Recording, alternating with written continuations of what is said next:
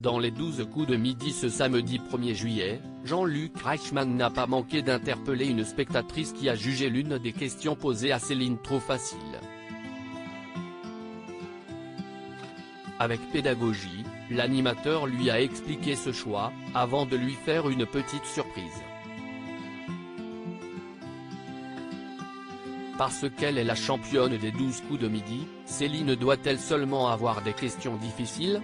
Si est en tout cas ce qu'estime une spectatrice.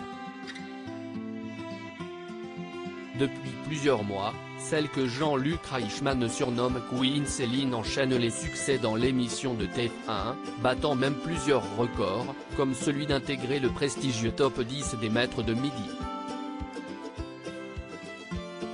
Forte de ses connaissances, la candidate coiffe chaque jour au poteau ses concurrents et concurrentes, ce qui suscite l'admiration des téléspectateurs et des téléspectatrices, mais aussi quelques critiques.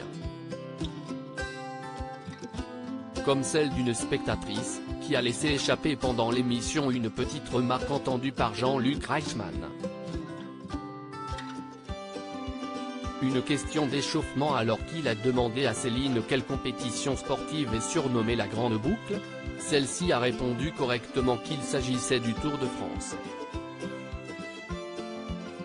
Mais visiblement, l'animateur ne voulait pas en rester là avec cette spectatrice qui a fait part, un peu trop fort, de son opinion.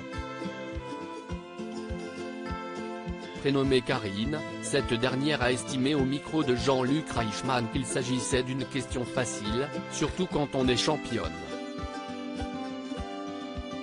Pour sa défense, et celle de Céline, il lui a expliqué qu'il s'agissait d'une question d'échauffement qui sert à instruire le public, mais aussi les téléspectateurs qui ne connaîtraient pas la réponse. D'autant plus que cette question n'a pas été posée au hasard, puisqu'elle colle à l'actualité au départ du Tour de France, qui commence samedi 1er juillet. Jean-Luc Reichmann fait une surprise à Karine, un principe que la spectatrice semblait ne pas connaître, elle qui a admis plus tard ne pas être une fidèle des 12 coups de midi, mais plutôt de l'émission N'oubliez pas les paroles.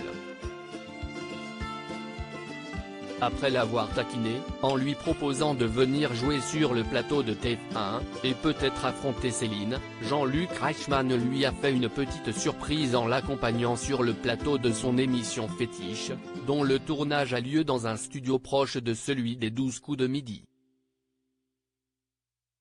Ce qui s'est réellement passé en coulisses après l'émission avec Karine. Regardez, a ainsi écrit l'animateur en légende d'une vidéo de celle-ci, totalement fan de Nagui, en train de se rendre dans son émission après avoir brillé dans le public des 12 coups de midi. Article écrit en collaboration avec 6 Médias.